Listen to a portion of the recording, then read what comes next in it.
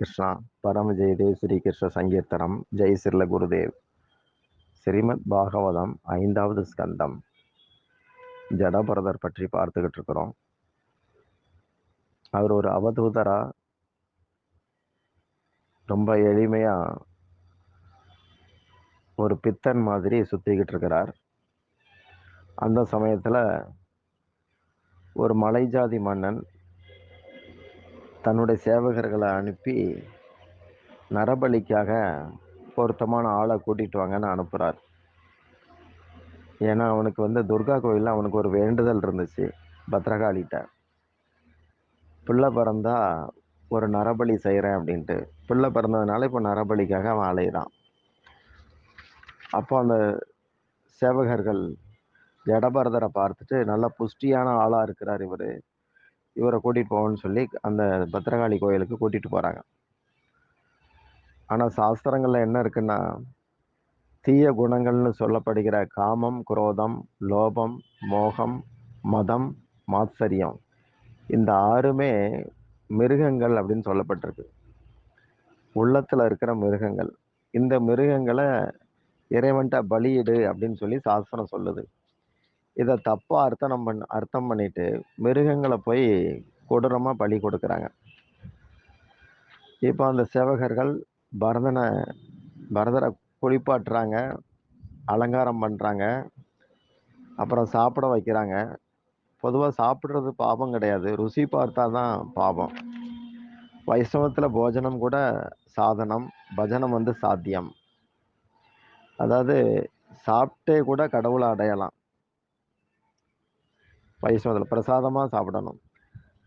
இன்னும் 2 மணி நேரத்துல சாக போற இந்த நபர் இவ்வளவு சுகமா சாப்பிட்றாருன்னு சொல்லி மலைவாழ் மக்கள் ஆச்சரியப்பட்டாங்க.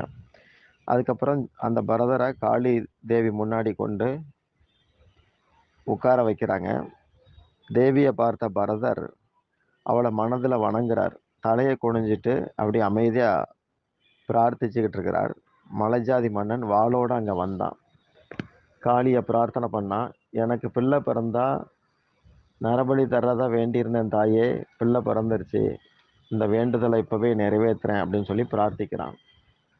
அதை முடிச்சுட்டு பரதனுடைய தலையை துண்டிக்கிறதுக்காக வாளை எடுத்து ஓங்குறான்.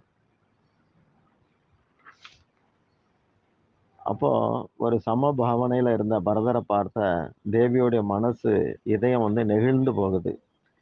அவ அந்த இம்சையை தாங்க மாட்டாம சிலைய 2ஆ உடைச்சி உள்ள இருந்து வெளியே வந்தா. மலை மன்னனுடைய வாளை பிடுங்கி அவனே ஒரு போடா போட்டு அவன் மண்டைய துண்டாக்கி அந்த மண்டைய பந்தாடுறா. பந்து உதைச்ச மாதிரி உதைச்சா. யார் பகவத் பக்தர்களோ அவங்களுக்கு தேவி ரொம்ப அன்பானவளா மாறிடுறா. இப்படி ஒரு சம்பவம் நடந்தது. ஒரு தடவை சிந்து தேச மன்னன் ரகுகணன் பிரம்ம ஞானம் பெறணும் அப்படிங்கிற யோசனையில கபில முனிவர் ஆசிரமத்தை நோக்கி பல்லக்கில் போறான். பல்லக்கு தூக்குறவங்கல்ல ஒருத்தன் சரியில்லை. அப்போ அவன் கொஞ்சம் உடல் நலம் சரியில்லை, அப்படி ஒரு மாதிரி போக்கு காட்டினதும் யாரையாவது பிடிச்சிட்டு வாங்கன்னு அந்த ராஜா சொல்ல ரொம்ப தூரம் அப்படி தேடி போறாங்க. மற்ற 3 பேரும், 4 பேர் வேணும் பல்லக்கு தூக்குறதுக்கு. அப்போ இந்த ஜடபரதரை பார்க்குறாங்க. பரதர் எப்பவுமே தூரத்தில் உள்ளதை எதையும் பார்க்க மாட்டார், 4 அடி தூரம் தான் பார்ப்பார். ஏன்னா தூரத்தை பார்த்தா அதில் கூட ஒரு சஞ்சலம் வரும், அது என்ன இது என்னன்னு வரும். பார்வையை எவ்வளோ குறைக்கணுமோ குறைச்சிக்கணும், அந்த மாதிரி இருந்தார். பார்வை ஜாஸ்தியாக இருந்தால் மனசு ஆட்டம் போடும். அப்போ அரண்மனை ஆட்கள் பல்லக்கு தூக்க இவரை பொருத்தமாக கருதி இவரை பிடிச்சிட்டு வராங்க. பலமுறை பல்லக்கிலே ஊர் சுத்தினவர், அவர் பெரிய ராஜாவாக இருந்தவர். இப்போ இப்படி இருக்கிறார். இப்போ பல்லக்கு தூக்குறார். எந்த ஜீவனையும் மிதிச்சு நடக்கக்கூடாது அப்படிங்கிறதுனால ஜடபரதர் பல்லக்க தூக்கும்போது கவனமா தவி நடக்கிறார். எறும்பை மிதிச்சிடக்கூடாது, சின்ன சின்ன புழு பூச்சிகளை பார்த்து அப்படி தாண்டுறார். அவருடைய பார்வை அந்த ஜீவர்களை மிதிச்சிடக்கூடாதுங்கிறதுல கவனமா இருந்தது. அதனால பல்லக்கு அவர் பொருட்படுத்தலை. ஒரு சின்ன எறும்பு போனா கூட அதுல பகவான் இருக்கிறார், பரமாத்மா இருக்கிறார்னு அவர் உணர்ந்தார். ஆ, இப்படி பல்லக்கு ஆட்டம் போட்டபடி இருக்குது. ஒரு முறை மன்னனுடைய தலை வந்து அந்த மேல் தட்டுல இடிச்சிருது. அப்போ ஒழுங்கா நடங்க அப்படின்னு சொல்லி அவன் கட்டளை போடுறான். அப்போ மத்த 3 சேவர்களும் நாங்கெல்லாம் சரியா தான் போறோம். புதுசா வந்தவன் சரியில்ல. திடீர்னு ஓடுறான், திடீர்னு தாவுறான், திடீர்னு நிக்கிறான், திடீர்னு சிரிக்கிறான், திடீர்னு அழுறான் இப்படிலாம் சொன்னாங்க. அப்போ மன்னன் வந்து எட்டி பார்த்து பரதருடைய உடம்பு நல்லா இருக்கு. நல்லா புஷ்டியா இருக்கிறாரு. ஓ! ரொம்ப மெலிஞ்சு இருக்கியோ! அதனால தான் இப்படி உன்னால சரியா போ முடியல என்ன? அப்படின்னு சொல்லி கிண்டல் பண்ணான். இப்போ ரகுகணன் அ இப்படி கிண்டல் பண்ணி முடிச்ச பிறகு, அதுக்கப்புறம் பரதர் அதே போல தான் நடக்கிறார். அப்போ பரதருடைய செயலால திரும்பவும் மன்னனுடைய தலை பல்லக்குடைய மேல் தண்டத்துல மோதுது. அவனுக்கு சகிக்க முடியல. "அடேய்! நீ என்ன செத்த பயலா?" அப்படின்னு கேட்கிறார். "செத்தவனா? உணர்வு இருக்கா இல்லையா? சொல்றத கேட்க மாட்டியா? ஒழுங்கா போ" அப்படின்னு அதட்டுறான். சாம்பல்ல அக்னி வந்து தெரியாது. அதேபோல பிரம்ம தலத்துல இருக்கிறவன புரிஞ்சுக்க முடியாது யாரும். மறுபடியும் ஒரு முறை ரகுகணன் தலை மோதவும் அவனுக்கு கோபம் வந்துருச்சு. "நான் யார் தெரியுமா? இந்த நாட்டு மன்னன் ரகுகணன். உனக்கு தண்டனை தரப்போறேன்" அப்படின்னு சொன்னான். அப்போ பரதர் ஒண்ணும் பேசல. அவன் என் சரீரத்த பார்க்குறான். நான் மௌனமாவே இருக்கிறேன் அப்படின்னு நினைக்கிறார் பரதர். பேசாம சகிச்சு கிடக்கிற பரதர் இப்போ கொஞ்சம் யோசிச்சு பார்த்தார். உலகம் என்னைக்காவது ஒரு நாள் என்ன சாது அப்படின்னு சொல்ல வாய்ப்பு இருக்கு. ஒரு மன்னன அந்த சாது தூக்கிட்டு போனார். மன்னன் அவர திட்டுனதுனால அந்த மன்னனுக்கு நரகம் கிடைச்சதுன்னு உலகம் பேசுனா அது தப்பு, அசிங்கம். சாது தரிசனம் கிடைச்சும் ஒருத்தனுக்கு நரகமா? கூடவே கூடாது. அவன நான் திருந்துறதுக்காகவாவது ஏதாவது வாய திறந்து பேசுவோம் அப்படின்னு சொல்லி பேச ஆரம்பிக்கிறார். மன்னன் வந்து கபிலமுனி ஆசிரமத்துக்கு ஞானம் தேடி போறாருங்கிற விஷயம் பரதருக்கு தெரிஞ்சிருச்சு. அப்போ மன்னன் மேல அவருக்கு ஒரு இரக்கம் உண்டாச்சுது. அப்போ அவன் ஆணவத்தோட போனா கபிலர் கண்டிப்பா உபதேசிக்க மாட்டார். அவனுக்கு ஞானம் பெறுவதற்கான தகுதிகள, உரிமைய முதல்ல ஏற்படுத்துவோம் அப்படின்னு முடிவெடுத்தார் ஜடபரதர். மவனிகளுக்கு மாயக்கட்டு மெதுவா அறுபடுது. அ அ மௌனமா இருக்க இருக்க, அது வந்து கொஞ்சம் கொஞ்சமா அப்படி அறுபடும் மாயக்கட்டு. பேசுறதுன்னா கேட்கிறவங்களுக்கு நன்மை தரும்படி பேசலாம். அதுல தப்பு இல்ல. அப்ப பரதர் சொல்றார், "ஹே ராஜன், நான் புஷ்டியாலாம் இல்ல, மெலிஞ்சவன். இப்படிலாம் நீ கிண்டல் பண்ண. அது உண்மதான். உலகமே உயிர் இருந்தா கூட செத்தவங்களா தான் இருக்காங்க. இந்த பல்லக்கு கூட செத்தது தான். அதுல இருக்கிற நீயும் செத்தவன் தான்.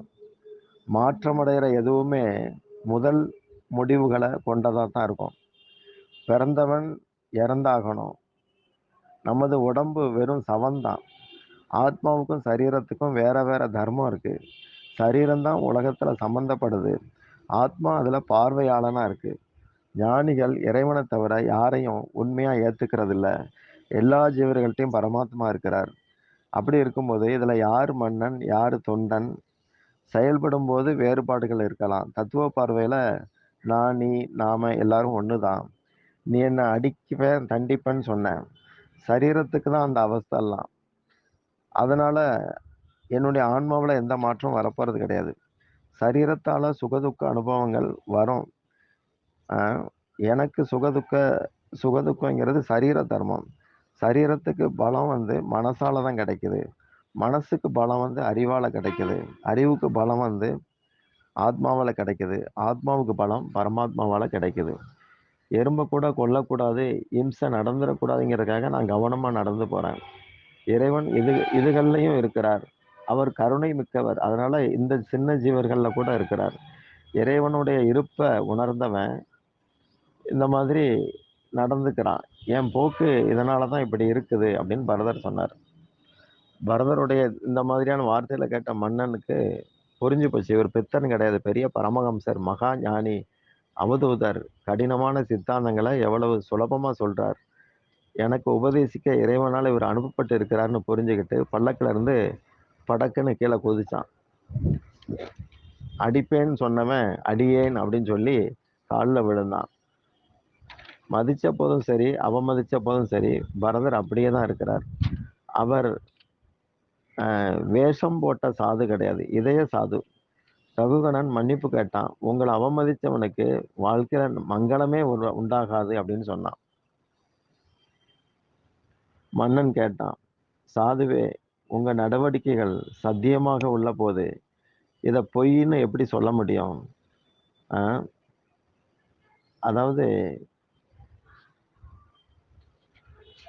உலகம் பொய் அப்படின்னு சொல்றாங்க.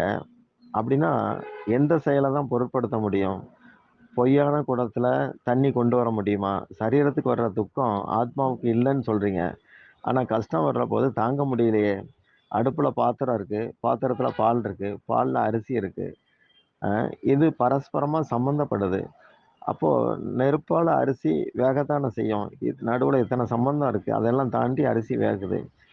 அதே போல சரீர துக்கம் ஆத்மாவுக்கு வரத்தானே செய்யும். இப்படி ராஜா கேட்கிறான்.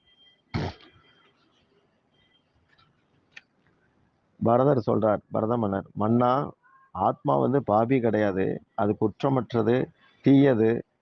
தீயில அரிசியை வேக வைக்கலாம், ஆனா கல்லை வேக வைக்க முடியுமா? கல்லோட சுபாவம் பக்குவமானது. ஆத்மா உலகத்துல சம்பந்தங்கள் அற்றது.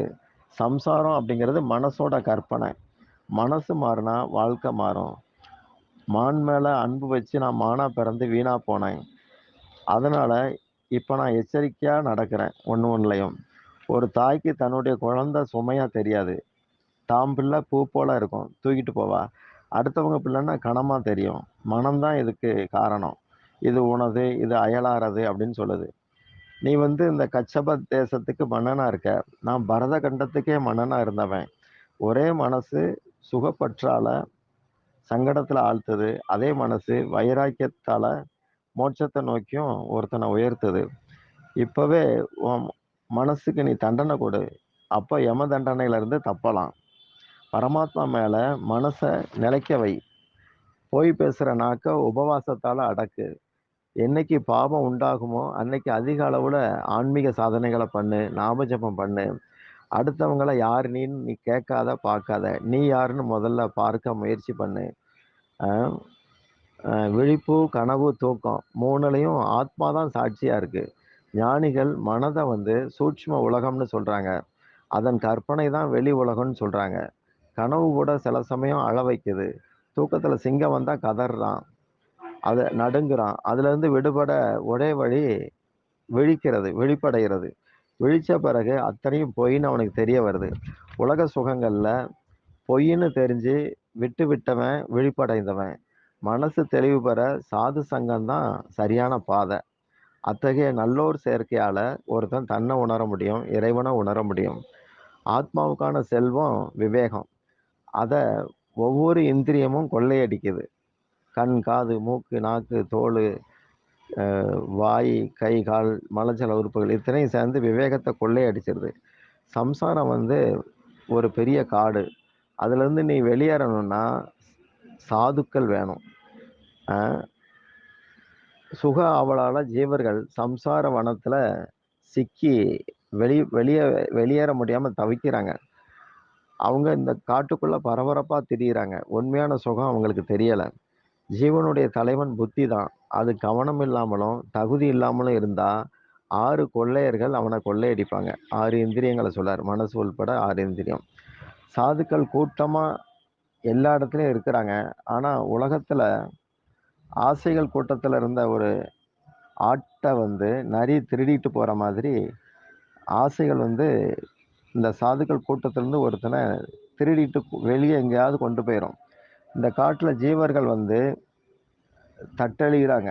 பசியால ஒரு பக்கம் துன்பம், தாகம் தீர்க்க போறேன்னு காணல் தண்ணியை நோக்கி ஓடுன மாதிரி போறாங்க. சில சமயம் தூக்கங்கிற பாம்பு அவங்கள கடிக்குது. சில சமயம் தீயவர்கள் அப்படிங்கிற விலங்குகள்லாம் கடிக்குது. சில சமயம் இந்த ஜீவ சமுதாயத்தை செடி கொடிகள் கிளைகள் போன்ற மெல்லிய கரம் கொண்ட பெண் துணையால சிரமப்படுறாங்க. இனிய கீதம் பாடும் பறவைகள் மாதிரி குழந்தைகளை பெற்றுக்கிட்டு அதுல காலத்தை கழிச்சிடுறாங்க. பாபத்தோடவே இப்படி இந்த ஜீவ சமுதாயம் வாழ்ந்து வாழ்ந்து பகவானுடைய திருவடிய பார்க்காம இருக்கு. அந்த திருவடி அடைக்கலம் கொண்டா அவன் வந்து கிருதார்த்தன், செய்ய வேண்டியதை செய்தவன், பெற வேண்டியதை பெற்றவன் ஆயிருது. பரதர் வந்து ரகுகணனுக்கு சிக்ஷையும் தீட்சையும் கொடுக்கிறார். பாகவதத்தை அடைக்கலம் கொண்டவனை அடைக்கலம் கொள்றவன் உண்மையிலேயே கொடுத்து வச்சவன் அப்படிங்கிறது இதுல தெரியுது. மீதியும் நாளைக்கு பார்க்கலாம்.